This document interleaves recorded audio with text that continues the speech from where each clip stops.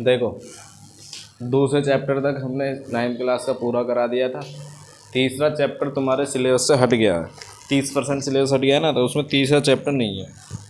तीसरा चैप्टर तुम्हें नहीं करना। चौथा चैप्टर शुरू करेंगे आज, दो चर वाले रैखिक समीकरण। चैप्टर का नाम क्या है? दो चर वाले रैखिक समीकरण। देखो सबसे पहले, और यही चैप्टर जो तुम्हारा ये है दो चर वाले रैखिक समीकरण का, यही तुम्हारा 10th में भी आना है, तो अच्छे से तैयार करना है यहाँ से शुरू से, क्योंकि शुरुआत यहाँ हो रही है। बेसिक चीज़ें यहाँ पक्का करके चलोगे तो 10th में आसान रहेगा। तो ये है दो चर वाले रैखिक समीकरण। पार्ट का नाम क्या है? देखो चर कितने हैं इसमें? दो। कितने चर हैं? दो, यानी कि दो चर होंगे, यानी कि x होगा और y होगा। चर वो होते हैं, जो मैंने पहले भी बताया है चर के बारे में, चर वो होते हैं जिनका मान कभी फिक्स नहीं होता, अलग अलग कंडीशन में उनके मान बदलते रहते हैं, जैसे x y। अब क्या कह रहा है आगे? रैखिक समीकरण। रैखिक समीकरण वो होता है, तुमने बहुपद में भी पढ़ा था, रैखिक बहुपद, द्विघाती बहुपद पढ़ा था, त्रिघाती बहुपद पढ़ा था। तो जिसकी घात एक होती थी वो कैसा था? रैखिक बहुपद था। तो अब यहाँ भी, यहाँ क्या है? समीकरण है। तो जिसकी घात एक होगी वो कैसी होगी? रैखिक समीकरण, यानी कि चर की घात एक होने पर रैखिक समीकरण होगा। तो देखो दो चर वाले रैखिक समीकरण हम लिख सकते हैं। इसका व्यापक रूप क्या होता है? कौन सा? व्यापक रूप वो होता है इस फॉर्म में, ax + by + c = 0। ठीक है, ये जो समीकरण लिख रही है इसमें चर कितने? एक x है, एक y, दो चर हैं। चरों की घात कितनी कितनी है? एक, कुछ भी घात नहीं लग रही है तो एक घात है, घात भी एक है। तो देखो चर भी दो हो गए और घात भी एक हो गई, तो रैखिक भी होगी समीकरण और दो चरों में भी होगी। ठीक है, तो देखो ये जो हमारी ये लिखा हुआ है समीकरण, ये दो चरों में, दो चर वाली रैखिक समीकरण का रूप, इस रूप में मिलेंगी सारी समीकरणें। ठीक है, तो सबसे पहले सवाल में क्या है कि तुम्हें ये इसी फॉर्म में लाना है, ए बी सी के मान निकालने हैं। ए क्या होता है? x का गुणांक a है, y का गुणांक b है, और जो अलग है c जो है ये हमारा अचर पद है। ठीक है, x के गुणांक को a कहते हैं, y के गुणांक को b कहते हैं, और इसको क्या है हमारा c। ठीक, तो पहले सवाल करेंगे, इसमें एक्सरसाइज में चलेंगे। तो रैखिक समीकरण दो चर वाली पता चल गया, कैसे लिखेंगे? तो सबसे पहले एक एग्जाम्पल ले लेते हैं। नीचे दिए गए समीकरणों को ax + by = 0 के रूप में लिखिए और प्रत्येक स्थिति में a b c के मान बताओ। देखो समीकरण है, पहला एग्जाम्पल है एक्सरसाइज का, NCERT बुक। ये कह रहा है नीचे लिखे हुए जो समीकरण हैं उन्हें ax + by + c, यानी कि इसके फॉर्म में लिखनी है और a b c के मान बताने हैं। इसका पहला पार्ट है 2x + 3y और बराबर में क्या है? 4.37। तो देखो इसको, इस वाली समीकरण को ऐसे लिखनी है। ठीक है, इस वाली समीकरण को क्या लिखेंगे हम? इस फॉर्म में लिखना है। देखो a की जगह तो यहाँ 2 आ गया, 2 आगे हैं, यहाँ b की जगह क्या है? 3, लेकिन देखो राइट साइड में क्या है? 0, लेकिन यहाँ राइट में 0 नहीं है, 4.37 है। देखो एक मिनट,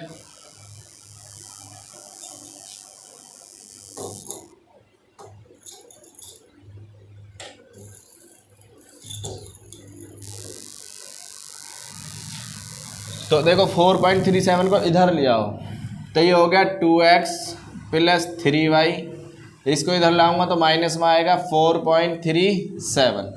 अब देखो, और इधर राइट साइड में क्या हो गया? बराबर 0।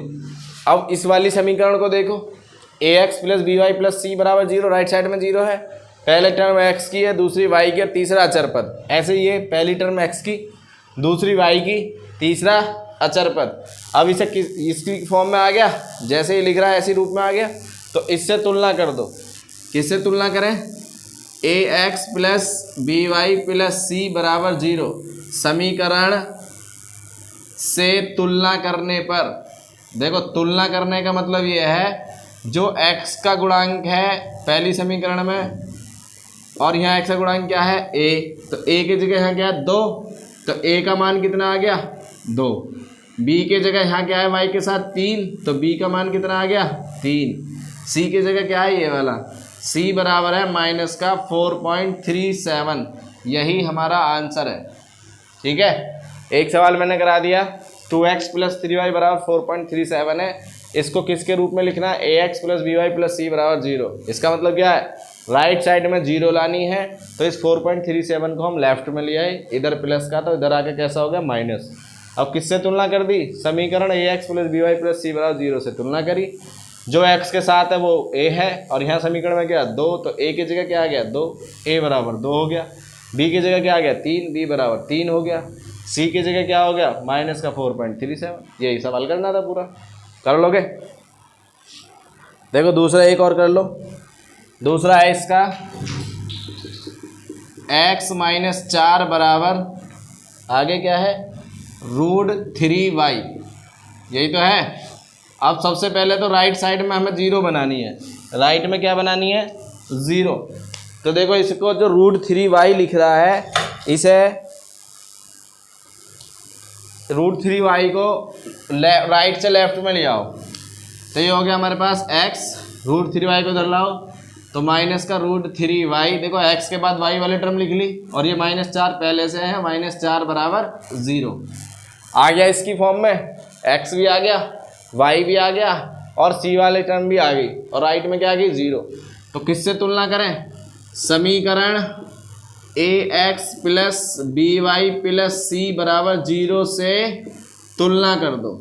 इससे क्या करनी है हमें, तुलना करने पर जब इससे तुलना करोगे तो यहाँ a की जगह क्या है, इधर तो कुछ नहीं है, यहाँ पे 1 है, जहाँ कुछ नहीं होता वहाँ क्या होता है 1। इस a का मान क्या आ गया 1 के बराबर, तो a बराबर आ गया 1। b की जगह देखो y के साथ b है, यहाँ y के साथ क्या है √3, और वो भी कैसा माइनस का, तो b का मान है माइनस का √3, और c की जगह यहाँ क्या है -4, तो c बराबर -4। यही हमारा क्या आ गया आंसर। तो ऐसे सवालों को कर लोगे। देखो गुणांक ए बी सी की वैल्यू निकालनी है, और ax + by + c बराबर 0 की फॉर्म में उसको हमें लिखना है समीकरण को, ठीक है। तो देखो ये पूरा एग्जाम्पल कर लेना, इसके 2 पार्ट और बच गए हैं। इसके बाद एग्जाम्पल 2 है, ये पहला एग्जाम्पल था। एग्जाम्पल 2 देखो जरा। एग्जाम्पल 2 कह रहा है निम्नलिखित में से प्रत्येक को 2 चरों वाले समीकरण के रूप में लिखना है। क्या लिखना है, निम्न को 2 चरों वाले, किसमें 2 चरों वाले रेखिक समीकरण, 2 चर वाले रेखिक, देखो रेखिक हो समीकरण और चर कितने हो 2, समीकरण के रूप में लिखिए। दूसरा एग्जाम्पल ये है हमारे पास में, चर कितने होने चाहिए, चर होने चाहिए 2, ठीक, और रेखिक भी होनी चाहिए समीकरण। पहला सवाल है x बराबर -5, ठीक है। अब देखो इस सवाल में एक चर है x, एक ही तो चर है। चर कितने बनाने हैं हमें 2, तो 2 चर बनाओ। देखो कैसे बनाएंगे, इसमें y की टर्म तो है नहीं, तो y को हम लिख सकते हैं, देखो x तो ऐसे लिखा, प्लस हम y की जगह लिख सकते हैं 0 × y। भाई 0 × y का मतलब क्या है, 0 में y की गुणा हुई 0 ही होगा, इसमें 0 जोड़ने में कोई फर्क पड़ेगा, कुछ भी नहीं पड़ने वाला। दूसरा चर आ गया बराबर y, हमारा क्या होता है बराबर में 0, उसको हमें लेफ्ट में ले आओ, तो इस -5 को इधर ले आए तो प्लस का क्या हो गया 5 बराबर 0। अब देखो समीकरण 2 चर में बनी नहीं बनी, अब भी वही लिख रहा है, अब भी वही लिख रहा है। क्यों, 0 की y में गुणा करोगे 0 हो जाएगा, तो बचा क्या x + 5, इस -5 के इधर ले आए बराबर 0। अब भी वही लिख रहा है, लेकिन उसने सवाल में क्या कहा था 2 चर बनाने। कितने चर बनाने, अब एक चर तो पहले था x, दूसरे चर को 0 के साथ गुणा करके लिख दो। भाई गुणा करूंगा 0 की तो 0 हो जाएगा। तो अब 2 चर बन गए ना, एक x एक y और एक ये हो गया। इसके बाद में क्या है, इसी में लिखना है। अगर यहाँ a b c के मान निकालने लगे, यहाँ a b c के मान क्या आ जाएंगे, अगर a b c पूछने लगे, a बराबर जो x का गुणांक है कुछ नहीं है, इसके साथ 1 होता है, a बराबर 1, b बराबर क्या है यहाँ पे जो y का गुणांक है, y का गुणांक क्या है 0, तो b बराबर आ गया 0, और c बराबर क्या है, c बराबर है हमारा 5। यही हमारे क्या आ गए आंसर, गुणांक भी निकाल लिए। अब क्या कह रहा था इस सवाल में, एक चर था, 2 चर बनाने थे, 2 चर हमने बना दिए, ठीक। एक सवाल और कर लो इसका, जैसे y बराबर 2 लिख रहा है, क्या लिख रहा है दूसरा पार्ट, दूसरा पार्ट है y इज इक्वल टू 2, ये तो लिखा हुआ है। यहाँ पे चर अकेला y है, क्या और चाहिए, दो चर बनाने, एक x भी बनाना पड़ेगा। तो एक काम करो, 0 इंटू एक्स गुणा कर दूँ 0 की, भाई अब भी 0 ही लिख रहा है, प्लस में y और बराबर 2। ठीक है, राइट साइड में क्या चाहिए हमें, 0, तो इस 2 को इधर ले आओ, तो ये होगा 0 इंटू एक्स प्लस वाई, इस 2 को इधर लाए तो माइनस का 2 बराबर 0। अब देखो समीकरण बनी दो चरों में, एक चर क्या है x, दूसरा चर क्या है y, और -2 बराबर 0। ठीक है, देखो पहला सवाल इस टाइप का ही आएगा, ए बी सी का मान निकालने वाला। दूसरा ये आ सकता है, दो चर वाले रेखिक समीकरण बनाओ जबकि चर एक दे रखा है, जो दूसरा चर गायब है ना उसके साथ 0 की गुणा करो और लिख दो। ठीक है, तो इसके बाद में आगे चलेंगे एक्सरसाइज में।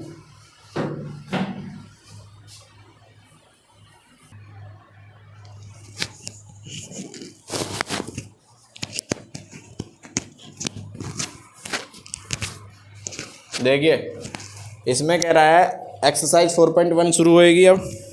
तो इस 4.1 में देखो क्या कह रहा है। 4.1 में कह रहा है पहला सवाल ही कि एक नोटबुक की कीमत कलम की कीमत से 2 गुनी है। नोटबुक की कीमत क्या है, कलम की कीमत से 2 गुनी है। इस कथन को निरूपित करने के लिए दो चरों वाला रेखिक समीकरण लिखना है। क्या बनाना है, रेखिक समीकरण। देखो संकेत में किताब में दे भी रखा है कि माना नोटबुक की कीमत, क्या मानेंगे, माना नोटबुक की कीमत, तो नोटबुक की कीमत है भैया x रुपये, क्या मान लेंगे उसे हम, x रुपये। कितने रुपए मान लिया, x रुपये। और कलम की कीमत क्या मान ली, कलम की कीमत, तो कलम की कीमत हो गई हमारी y रुपये। कितने रुपए हो गए, y। अब देखो क्या कह रहा है, दोनों चर हो गए, एक x एक y। ये कह रहा है नोटबुक की कीमत एक कलम की कीमत से 2 गुना है। कितने गुना है, 2 गुना। सपोज करो अगर कलम 5 रुपये में आ रहा है तो नोटबुक तुम्हें 2 गुना यानी कि 2 गुना 5, 2 पंजे 10 रुपये में नोटबुक मिलेगी। लेकिन यहाँ ऐसा नहीं है कि 5 में आ रहा है वो, हमने क्या मानी, नोटबुक की कीमत x और कलम की कीमत y। तो क्या कह रहा है, नोटबुक, जो नोटबुक है, नोटबुक की कीमत बराबर 2 गुणा कलम की कीमत, यही तो कह रहा है, कलम की कीमत। तो अब नोटबुक के जगह नोटबुक की कीमत रख दो, क्या है, x बराबर 2 गुणा कलम की कीमत कितनी है, y, तो x बराबर 2y। आ गया रेखिक समीकरण दो चरों में, इसको इधर ले आओ, x माइनस 2y बराबर 0। बन गई समीकरण, नहीं बनी, 2 चर घात भी 1, तो 2 चरों में रेखिक समीकरण बन गई हमारी। ठीक है, केवल समीकरण बनानी थी, बना लेंगे। दूसरा क्वेश्चन देखो एक्सरसाइज का, निम्नलिखित रेखिक समीकरणों को ax plus by plus c के रूप में व्यक्त करो। किसके रूप में व्यक्त करना है, दूसरा सवाल कह रहा है निम्न समीकरण को ax plus by plus c बराबर 0 के रूप में व्यक्त करो, के रूप में व्यक्त करो। इनके रूप में व्यक्त करें, तथा a b और c के मान बताओ। किसके मान बताने, a b और c के मान। अभी ऐसा एग्जाम्पल मैंने कराया था एक, इसका पहला पार्ट देखो जरा क्या कह रहा है। ये कह रहा है 2x प्लस 3y और बराबर में 9.35 और 5 के ऊपर है बार। बार का मतलब ये है जब बार हटाओगे तो ये ख़त्म नहीं हो रहा, अशांत आवर्ती दशमलव है, 5 का रिपीट हो रहा, 5 5 5 आगे तक आएगा। ठीक है, पहले चैप्टर में पढ़ा था बार। अब हमें किसके रूप में लिखना, ax plus by plus c बराबर 0। राइट साइड में क्या होना चाहिए, 0। तो जो भी राइट साइड में है इसे 0 कब बनेगा, जब हम इस पूरे को उठा के इधर ले आएंगे तो यहाँ 0 हो जाएगा। तो ये बच्चा 2x प्लस 3y और इस वाले को इधर ले आएंगे तो माइनस का 9.35 और ये हो गया बार, और बराबर में क्या हो गया, 0। ठीक है, तो अब देखो ये क्या हो गया, 2x प्लस 3y माइनस 9.35 बार बराबर 0। ax plus by plus c की फॉर्म में हो गया। तो किससे तुलना करें, समीकरण A X plus B Y plus C बराबर 0 से तुलना करने पर, क्या कर दिया हमने इसे, तुलना करने पर, जब इसकी तुलना करेंगे तो ए का मान क्या है, ए की जगह यहाँ है 2, ए बराबर 2, यहाँ देखो वाई के साथ बी है, यहाँ वाई के साथ क्या है 3, तो बी का मान कितना आ गया 3, और सी बराबर क्या है ये वाला अचर पद माइनस का 9.35 और ये भी 12। ठीक है, ऐसा एग्जाम्पल कराया था अभी मैंने, एग्जाम्पल के जैसा ही है, बिल्कुल जैसा एग्जाम्पल में कराया है बिल्कुल सेम ऐसा ही है।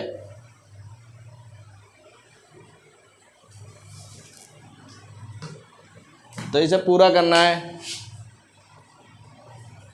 ठीक है ना। ए बराबर इसमें 2 आ गया, बी बराबर 3 आ गया, सी बराबर माइनस का 9.35 बार आ गया।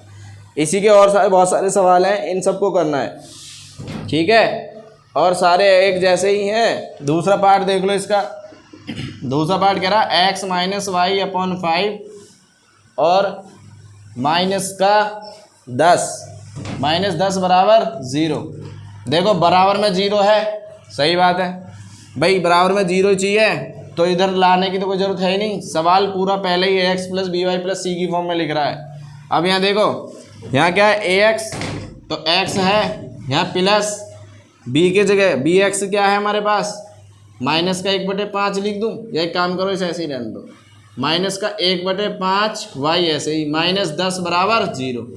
किस समीकरण से तुलना करें, समीकरण ax plus B Y plus C बराबर 0 से तुलना करने पर, तुलना करें, तुलना करने पर, जब तुलना करेंगे तो a की जगह देखो यहाँ x के साथ क्या है, कुछ नहीं है, 1 है, तो a बराबर तो 1 आ गया, b बराबर क्या है y के साथ जो भी लिख रहा है माइनस का 1/5, और c बराबर क्या है जो अचर पद है माइनस का 10। यही हमारा क्या है आंसर, कर लोगे।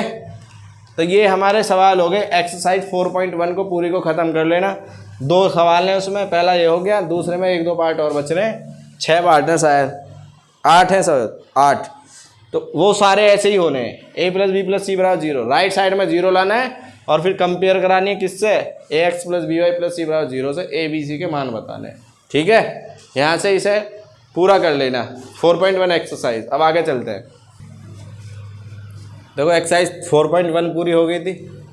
अब नेक्स्ट है हमारा रेखिक समीकरण का हल। अभी तक हम रेखिक समीकरण बना रहे थे, अब क्या कह रहा है वो, रेखिक समीकरण का हल, रेखिक समीकरण का हल करना है। तो देखो मैंने एक परिभाषा लिख रखी है, x और y के वह मान, देखो हल क्या होता है रेखिक समीकरण का वो देखना, x और y के वह मान जो समीकरण को संतुष्ट करते हैं। समीकरण को संतुष्ट करने का मतलब क्या, कि उसका बायां पक्ष दायां पक्ष के बराबर हो जाए तो वही संतुष्ट होगी, सेटिस्फाई होगी, यानी कि left hand side right side के बराबर हो जाए तो वह समीकरण के हल होते हैं। क्या होते हैं वो, समीकरण के हल। यानी कोई समीकरण दे रखी है, अगर उसमें x और y के मान रखें कुछ, वो बायां यानी कि लेफ्ट हैंड साइड बराबर हो जाए राइट हैंड साइड के, तो हमारे क्या हो जाएंगे, वो दोनों x और y के सॉल्यूशन हो जाएंगे, यानी कि हल हो जाएंगे। तो अब देखो, और ऐसे ही हम कोई भी एक समीकरण दे रखी है, उसके कितने सॉल्यूशन निकाल सकते हैं, 2 चरों वाली रेखिक समीकरण के, हम उसके अपरिमित रूप से अनेक हल निकाल सकते हैं। कैसे, कोई भी समीकरण है, एक समीकरण लिख लिया हमने, x का मान उसमें कुछ 1 रखा, फिर 2 रखा, फिर 3 रखा, तो y के मान भी अलग अलग आएंगे, तो उनके हल भी सब अलग अलग आएंगे। तो समीकरण है पहली 2x plus Y is equal to 7, पहली समीकरण है। इसके 4 हल बताने हैं। कितने हल बताने हैं, 4 हल, ठीक है। अब हल तो हम इसके अनंत निकाल सकते हैं, इनफाइनाइट मैनी सॉल्यूशन, बहुत सारे अनंत सॉल्यूशन निकाल सकते हैं। कितने हल बताने हैं, 4। मैंने क्या बताया, x और y के वे मान जो समीकरण को संतुष्ट करते हैं समीकरण के हल होते हैं।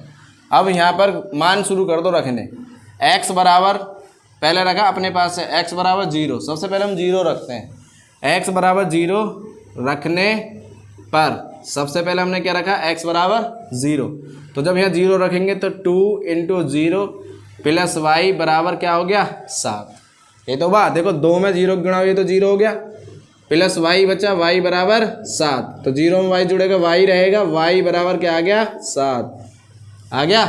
अब देखो पहला हल क्या आया, हल आया एक हमारा, एक तो x पहला मान होता है x का, दूसरा मान होता है y का, तो पहले 0 और फिर क्या रखेंगे 7 और ये हो गया ब्रैकेट में। ये एक हल आ गया हमारा। कितने हल आ गए? एक। x बराबर 0 रखा, y का मान निकाल लिया, एक हल आ गया। ठीक है। अब ऐसे ही अब x बराबर हम क्या रख दें, एक रख दिया। क्या रख दिया भाई? जरूरी नहीं है x के ही मान रखो, y के भी रख सकते हो। x बराबर एक रखा, समीकरण में रख दो, तो 2 गुणा 1 प्लस y बराबर क्या हो गया 7। भाई इधर इसमें रखा समीकरण में, 2 एकम 2 प्लस y बराबर 7। y बराबर कितना आ गया? 2 इधर जाके घटेगा, 7 माइनस 2, तो y का मान कितना आ गया 5। तो दूसरा हल क्या आया हमारा? दूसरा हल आया y x का मान 1, y का मान कितना आया 5, तो 1 और 5 कितने निकाल लें? 4 हल निकाल लें। तीसरा निकाल लो। अब की बार y का मान रख लो। क्या रख लें हम? y बराबर 1 रख लिया। y बराबर 1 रखने पर 0 भी रख सकते हैं, मर्जी है। y बराबर 1 रखा तो ये हो गया 2x प्लस 1 बराबर कितना है 7। इस 1 को उधर जाके घटा दो, 2x बराबर कितना हो गया 7 माइनस 1, 7 में से गया कितना बचेगा 6। 2x बराबर यहाँ बचा 6, x के साथ जो गुणा में वो कहाँ जाएगा? भाग में इसके, तो 6/2, 2 से कितनी बार कटेगा 3। x का मान कितना आया 3। तो इसका हल कितना आ गया ये वाला तीसरा सॉल्यूशन? तीसरा सॉल्यूशन देखो, पहले किसका मान रखना है? x का। ये मत रख दियो कभी 1 3 कर दो, नहीं, पहले रखना है x का। तो ये आ गया 3 और y का मान कितना था 1। 3 सॉल्यूशन आ गए, एक ही आ गया, एक ही आ गया, एक ही आ गया। ऐसे ही हम कितने भी मान रखते रहें तो इन सॉल्यूशन का एंड होगा कभी? कभी भी एंड नहीं होगा। ये इनफाइनाइट मैनी सॉल्यूशन आएंगे। पहला सवाल 4.2 एक्सरसाइज का इसलिए छोड़ा है मैंने, उसमें यही पूछ रहा है कि एक समीकरण दे रखी है उसके कितने हल होंगे, तो अनंत हल होते हैं समीकरण के। कोई भी 2 चरों वाली रेखिक समीकरण है उसके हल कितने होते हैं? अनंत। लास्ट वाला देख लो, इसका 3 हल आ गए, 1 2 3, एक हल और निकाल लें, 4 पूछे हैं।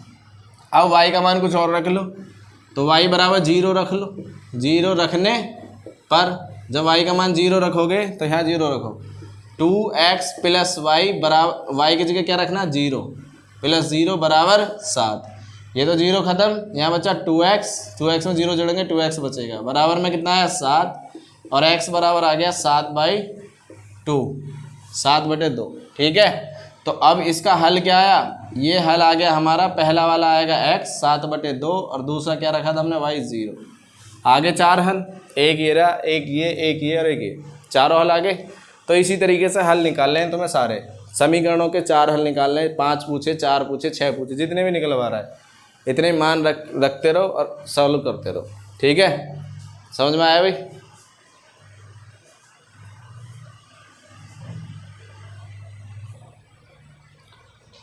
देखो एक्सरसाइज में मैंने पहले दूसरा सवाल करवाया था। क्यों करवाया था? अब देखो पहला सवाल, अभी पता चल जाएगा क्यों करवाया। y बराबर 3x प्लस 5 का ये एक समीकरण है, 3 इसके ऑप्शन दे रखे हैं। y बराबर 3x प्लस 5 का इनमें से कौन सा विकल्प सही है वो बताना। एक अद्वितीय हल है, केवल 2 हल हैं, अपरिमित रूप से अनेक हल हैं। मैंने अभी एक चीज़ बताई थी कि अगर 2 चर में कोई समीकरण है तो उसके हल कितने आएंगे? अपरिमित रूप से अनेक हल आएंगे। मैंने बताया था नहीं? अभी पिछले सवाल में हमने कितने हल निकाले थे? 4। कितने हल निकाले थे? 4। अब देखो यहाँ पे हम क्या लिमिटेड हल निकाल सकते हैं? कितने भी हल। x का मान 0 रखा तो एक हल आएगा, y का मान फिर 1 रखने लगूँ तो हल आएगा। आएगा नहीं आएगा? तो एक अद्वितीय हल का मतलब केवल एक ही सॉल्यूशन है इसका? नहीं, 0 रखा तो एक हल आया, 1 रखा तो एक हल आया, 2 रखूँगा तो हल आएगा। तो यानी कि ऐसे हमारे कितना आएंगे? अपरिमित रूप से अनेक हल आएंगे। ये कह रहा केवल 2 हल होंगे, केवल इसके 2 ही हल होंगे क्या? x का मान बदलते बदलते रखोगे, जब 1 रखा, 2 रखा, 3 रखा तो अनेक हल आएंगे नहीं आएंगे? तो अपरिमित रूप से कितने हल आएंगे इसके? अनेक। तो ऑप्शन कौन सा ठीक है? सी वाला। पता चल गया क्यों आएंगे? तो इसका कारण भी लिख सकते हैं। कारण क्या है इसका भाई? क्योंकि x का मान रखने पर, x का कोई भी मान रखने पर, x का कोई भी मान रखने पर, अलग अलग मान रखेंगे जब हम, एक रख दिया, 2 रख दिया, 3 रख दिया, तो x का कोई भी मान रखने पर प्रत्येक स्थिति में प्रत्येक स्थिति में y का मान आएगा, y का मान मिलेगा, y का मान मिलेगा। भाई कितने भी हम इसके सॉल्यूशन निकाल सकते हैं, तो ये कारण में लिख देना कि x का कोई भी मान रखने पर प्रत्येक स्थिति में y का मान मिलेगा, या इसी का उल्टा कहने लगे y का कोई भी मान रखने पर प्रत्येक स्थिति में x का मान मिलेगा। समझ गए?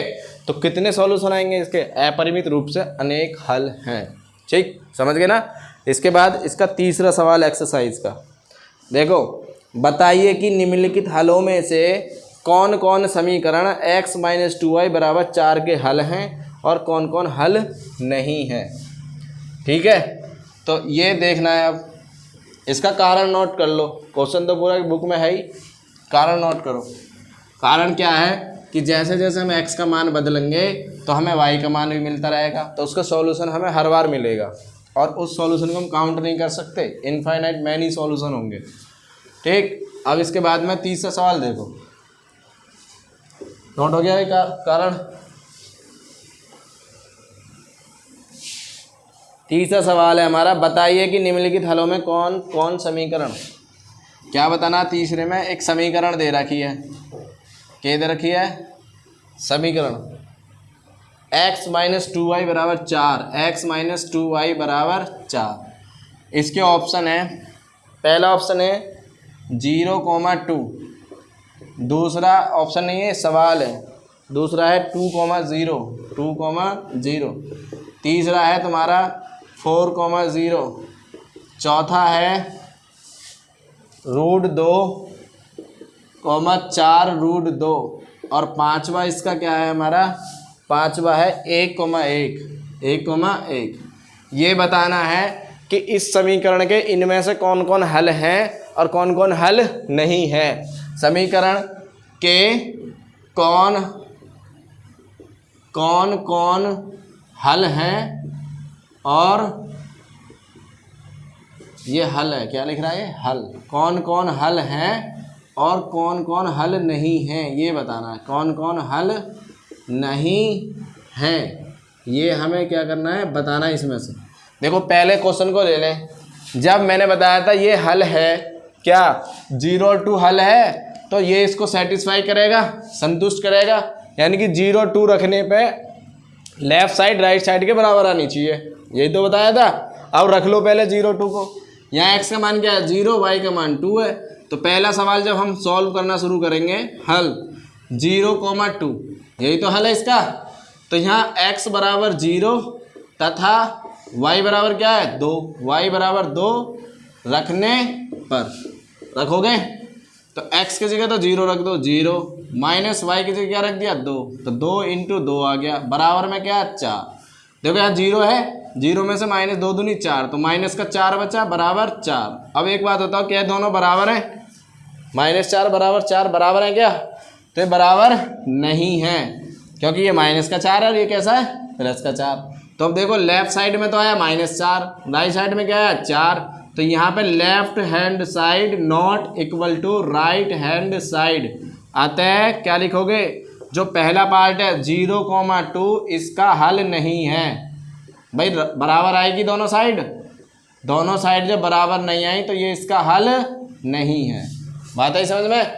यानी कि जो ये मान दे रखे हैं, एक x का मान है पहला वाला, दूसरा किसका मान है? y का।